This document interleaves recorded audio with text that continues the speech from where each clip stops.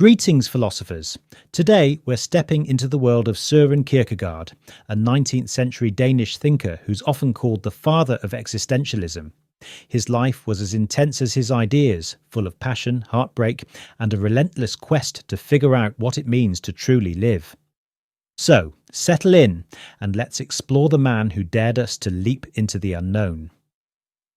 Kierkegaard was born in Copenhagen in 1813, a time when Europe was buzzing with new ideas, revolutions, and a growing sense that the old ways of thinking weren't quite cutting it anymore.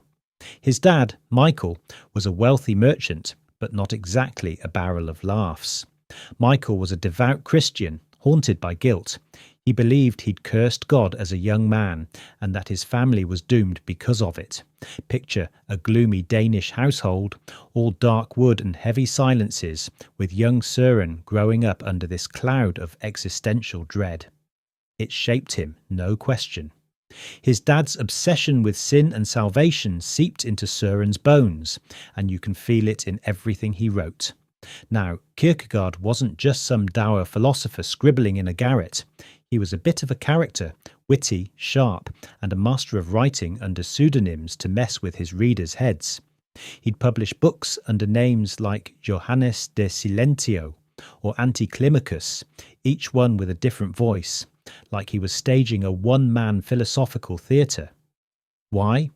Because he didn't want to spoon-feed us answers. He wanted us to wrestle with the questions ourselves.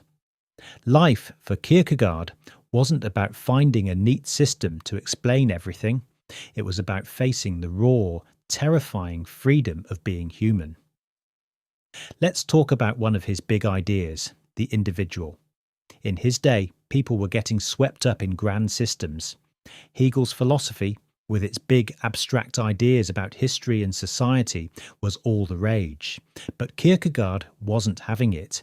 He thought these systems flattened people, turning them into cogs in some cosmic machine. For him, the individual was everything. You, me, the person sitting next to you on the bus. We're not just parts of a crowd. Each of us faces our own unique struggle to figure out who we are and what we're here for.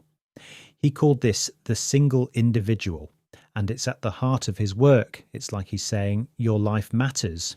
Your choices matter. Don't just drift along with the herd. This focus on the individual ties into his idea of the leap of faith. Now, this isn't just about religion, though Kierkegaard was a deeply religious guy. The leap of faith is about committing to something bigger than yourself, even when you can't prove it's right. Imagine standing on the edge of a cliff, staring into the fog below, and deciding to jump, not because you know there's a net, but because you feel deep down that it's what you're meant to do. That's the leap. For Kierkegaard, faith wasn't about blindly following rules or reciting creeds. It was about wrestling with doubt, staring into the abyss of uncertainty, and choosing to believe anyway. It's raw, it's personal, and it's scary. Let's get to one of his most famous books, Fear and Trembling. This is where Kierkegaard, writing as Johannes de Silentio, digs into the story of Abraham and Isaac from the Bible. You know the one God tells Abraham to sacrifice his son, Isaac, and Abraham's ready to do it, only for God to stop him at the last second. Most of us read that and think, what kind of God asks for that? And what kind of father agrees? Kierkegaard doesn't shy away from how disturbing this story is.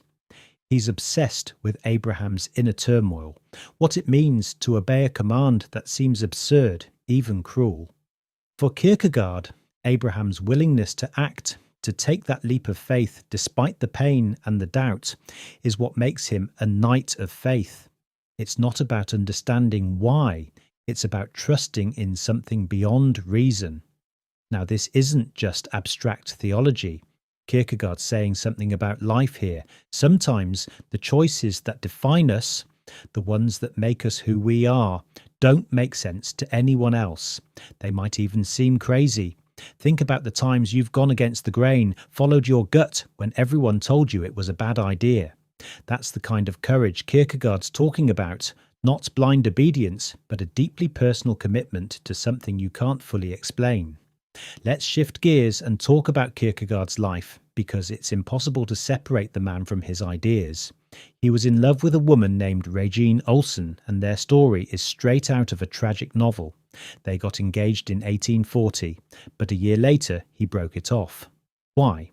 He never fully explained, but it seems he believed he couldn't be both a husband and the kind of thinker he needed to be.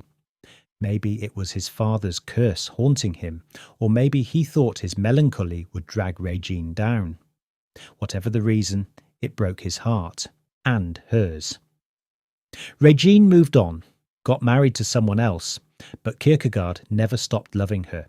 He wrote about her in his journals, and you can feel her shadow in his books, especially in his ideas about love, sacrifice, and the pain of choosing one path over another. This heartbreak fueled his writing, especially in works like Either Or. This book's a beast, part philosophy, part literature, part psychological drama. It's written as a debate between two ways of living: the aesthetic life, where you chase pleasure, beauty, and sensation, and the ethical life, where you commit to duty, responsibility, and relationships. Kierkegaard doesn't tell you which one's right. Instead, he lays out the beauty and the pitfalls of both. The aesthetic life is seductive. Think late nights, great art, falling in love, but it can leave you empty, chasing fleeting highs. The ethical life is steadier, grounded in commitment, but it can feel like a cage. Kierkegaard's genius is that he doesn't preach. He just holds up a mirror and says, "What's your choice?" One of the things I love about Kierkegaard is how he captures the anxiety of being human. In the concept of anxiety, he talks about the dizziness of freedom. Picture this. You're standing at a crossroads and you've got endless possibilities in front of you. Sounds great, right? But it's also terrifying, because every choice you make closes off other paths. That's the dizziness, knowing you're free to shape your life, but also knowing you're responsible for every step. Kierkegaard thought this anxiety wasn't something to run from. It's proof you're awake, that you're grappling with what it means to exist. He also had this idea of despair, which shows up in the sickness unto death. For Kierkegaard, despair isn't just feeling sad. It's a deeper kind of sickness where you're out of sync with yourself. Maybe you're trying to be someone you're not, or maybe you're refusing to accept your limits. Either way, despair is what happens when you're not living authentically. The cure, becoming yourself, fully and unapologetically. Easier said than done, right? But that's what makes Kierkegaard so compelling. He doesn't sugarcoat how hard it is to live with purpose. Kierkegaard died young at 42 in 1855, worn out by his own intensity. He didn't have a huge following in his lifetime. Perhaps he was too weird and too prickly for the mainstream. But his ideas laid the groundwork for existentialism, influencing heavyweights like Jean-Paul Sartre and Albert Camus. More than that, he speaks to anyone who's ever felt lost, who's ever wondered if their life has meaning. He doesn't give you a map, but he gives you a compass, your own heart, your own choices, your own leap of faith. Søren Kierkegaard, he was a man who lived with his whole soul, who dared to ask the big questions, and who challenges us to do the same. Thanks for joining me today. If this episode got you thinking, share it with someone who's ready to wrestle with the big stuff. Until next time, keep questioning, keep choosing, and keep leaping. See you soon.